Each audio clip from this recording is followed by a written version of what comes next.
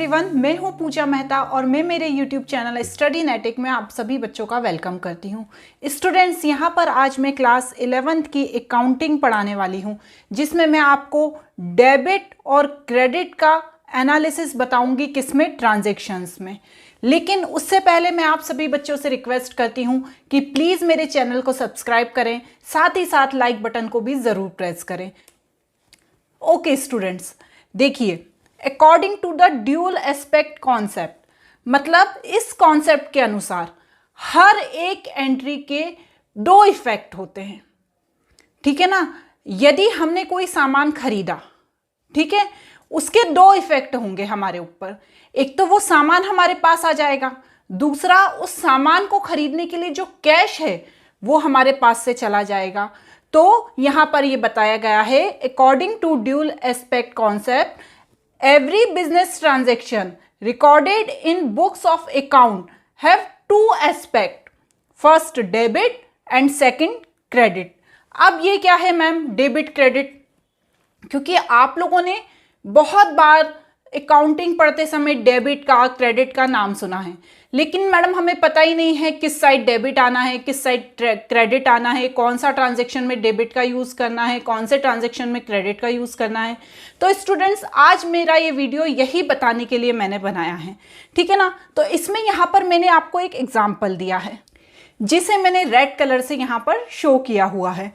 Bot machinery worth ₹1000 on cash, मतलब हमने हमारे बिजनेस के लिए मशीनरी खरीदी, कितने में, 1000 रुपए में, लेकिन किस में, कैश में। ठीक है ना। हमने हमारे बिजनेस के लिए मशीनरी खरीदी 1000 रुपए में, कैश में। अब क्या हुआ, ये जो ट्रांजैक्शन है इसकी एंट्री दो जगह होगी, ठीक है ना। इसके दो इफेक्ट हुए। कैसे हुए, ध्यान से समझिएगा, ठीक है ना, बहुत इंपॉर्टेंट चीज है। हमने मशीनरी खरीदी बिजनेस के लिए, कितने में बताया है, 1000 रुपए में।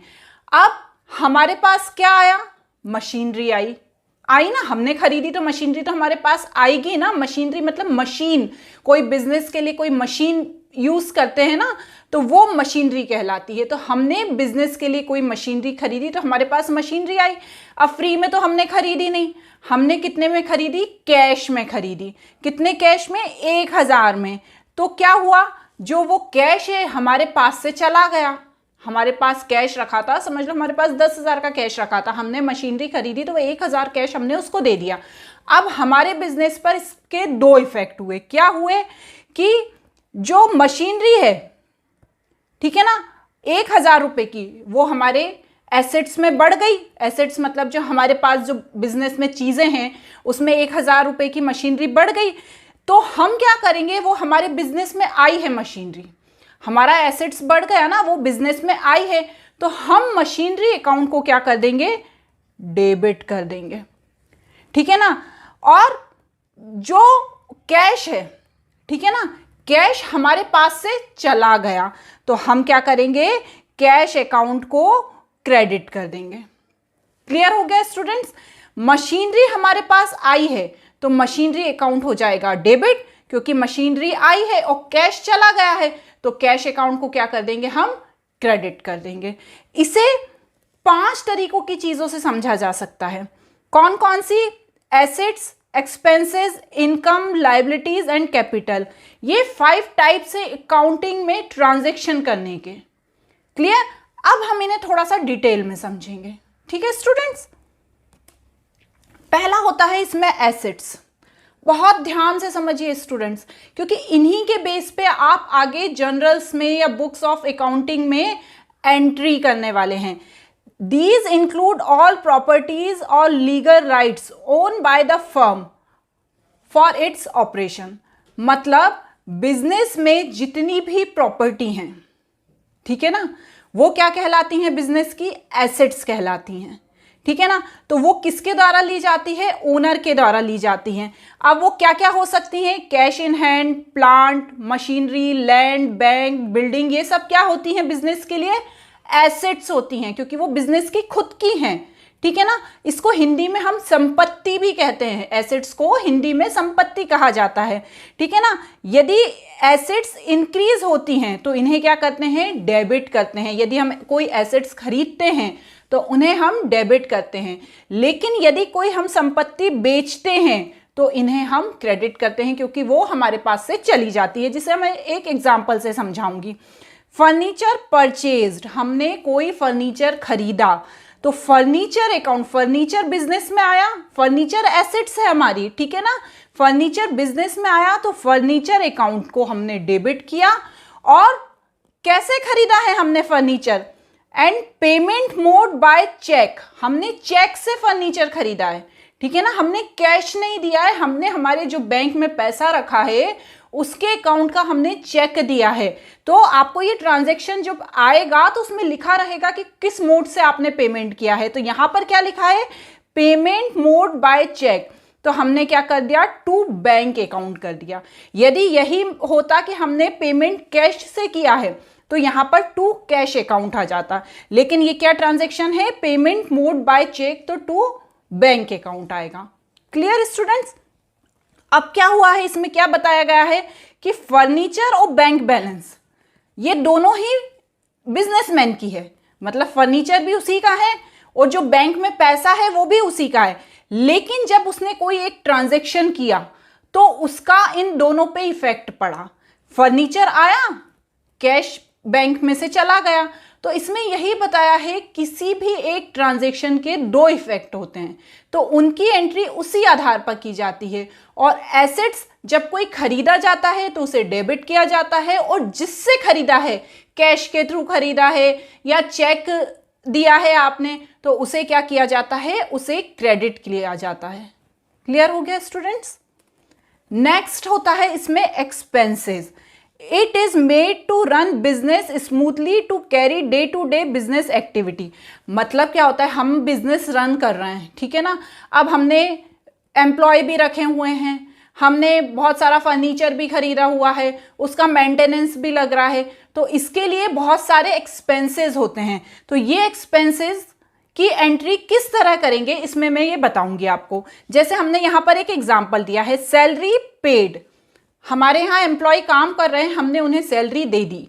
अब क्या एंट्री करेंगे हम इसकी, सैलरी अकाउंट डेबिट, सैलरी चुकाई है, ठीक है ना, सामने वाले के पास सैलरी गई है, लेकिन हमारे पास से क्या चला गया, कैश चला गया, तो कैश अकाउंट क्रेडिट करेंगे, ठीक है ना। क्रेडिट को मेंशन करने की जरूरत नहीं होती है, उसे टू से ही मेंशन समझा जाता है, ठीक है ना। लेकिन डेबिट को मेंशन करने की जरूरत होती है। तो हमने सैलरी दी है, सामने वाले के पास सैलरी गई है, तो salary account debit to cash account, क्योंकि कैश हमारे पास से कैश चला गया तो यहां पर कैश को क्रेडिट कर देंगे। तो क्या होता है, सैलरी एक एक्सपेंसेस है और all expenses have debit balance. जितने भी खर्चे होते हैं, ठीक है ना, चाहे वो रेंट हो, चाहे वो सैलरी हो, चाहे वो कोई भी खर्चा हो, उसको हमेशा डेबिट करते हैं, ठीक है ना। दूसरी तरफ यदि सैलरी पेड की जाती है, ठीक है ना, तो कैश रिड्यूस हो जाता है, तो कैश बैलेंस को क्रेडिट करते हैं। ये वही बात है जो मैंने अभी आपको बताई है, ठीक है, क्लियर। नेक्स्ट है लायबिलिटी। लायबिलिटी मतलब हमारा दायित्व, दायित्व मतलब हमने किसी को कुछ देना है, ये हमारी लायबिलिटी है। तो liability is the obligation of the business, increase the liability is credited and decrease the liability is debited. यदि लायबिलिटी इंक्रीज होती है तो उसको हम क्रेडिट करते हैं, और यदि डिक्रीज होती है तो उसको हम डेबिट करते हैं। इसे भी एक एग्जांपल के थ्रू समझिए। लोन टेकन फ्रॉम बैंक, हमने बैंक से लोन लिया, हमारे पास कैश ज़्यादा नहीं है, तो हमने हमारे बिजनेस को चलाने के लिए थोड़ा सा बैंक से लोन ले लिया। तो अब क्या हुआ, बैंक अकाउंट डेबिट, क्यों, क्योंकि हमारे बैंक में तो पैसा आ गया ना, हमने कोई लोन लिया तो वो हमारे अकाउंट में ही पैसा आया ना, तो यहां पर हम क्या करेंगे, बैंक अकाउंट डेबिट कर देंगे। लेकिन कहां से आया पैसा, उसको भी मेंशन करना जरूरी है ना, तो कहां से आया, बैंक लोन अकाउंट से आया। समझ गए ना। The loan from the bank is the liability. जैसा कि मैंने बताया कि यदि लायबिलिटी डिक्रीज होती है तो डेबिट होती है और इंक्रीज होती है तो क्रेडिट होती है। तो बैंक लोन्स हमने लिया तो हमारे पास तो आया ना पैसा, लेकिन उसका एक भार भी हमारे ऊपर आ गया कि भैया हमने ये बैंक से लोन लिया है। तो इस तरह इस लायबिलिटी को ध्यान में रखा जाता है। क्लियर हो गया स्टूडेंट्स? नेक्स्ट होता है इनकम। इनकम का क्या मतलब होता है?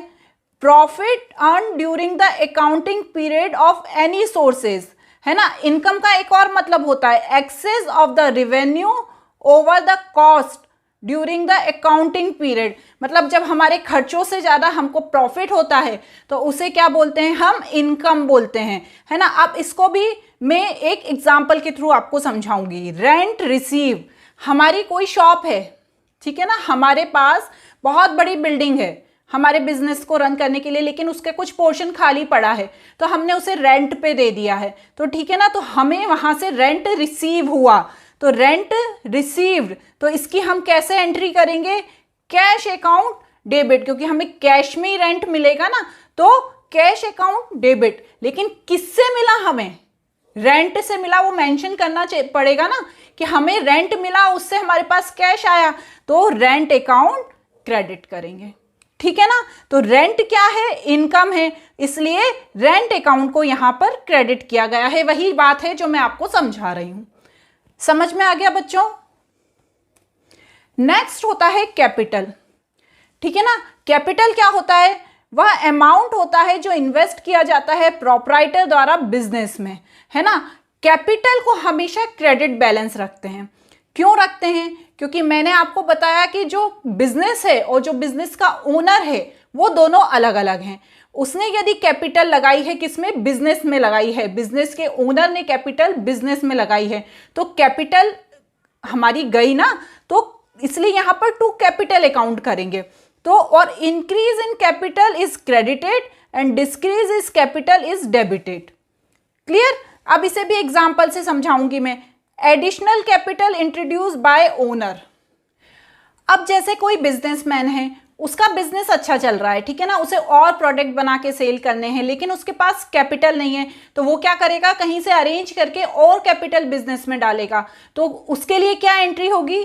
Cash account debit. मतलब जब उसने कैपिटल डाल दी बिजनेस में तो कैश आया ना, तो कैश अकाउंट को क्या कर देंगे? हम डेबिट कर देंगे। लेकिन किससे आया? कैपिटल के थ्रू आया, तो उसको हम क्या करेंगे? क्रेडिट करेंगे। ओके स्टूडेंट्स, अब आपने समझा यहां पर कि किस तरह कौन सा ट्रांजैक्शन डेबिट होगा और कौन सा ट्रांजैक्शन क्रेडिट होगा। अब हम यहां पर नेक्स्ट जनरल एंट्रीज करने वाले हैं, तो आपका ये कॉन्सेप्ट क्लियर होना बहुत ही ज़्यादा ज़रूरी है। आप इस वीडियो को अच्छे से देखिए, अच्छे से समझिए और अपने कॉन्सेप्ट को क्लियर कीजिए, क्योंकि जब मैं आपको नेक्स्ट जनरल एंट्रीज पढ़ाऊंगी तो आपको ये चीज़ क्लियर होना चाहिए कि कौन सी चीज़ डेबिट होगी और कौन सी चीज़ क्रेडिट होगी।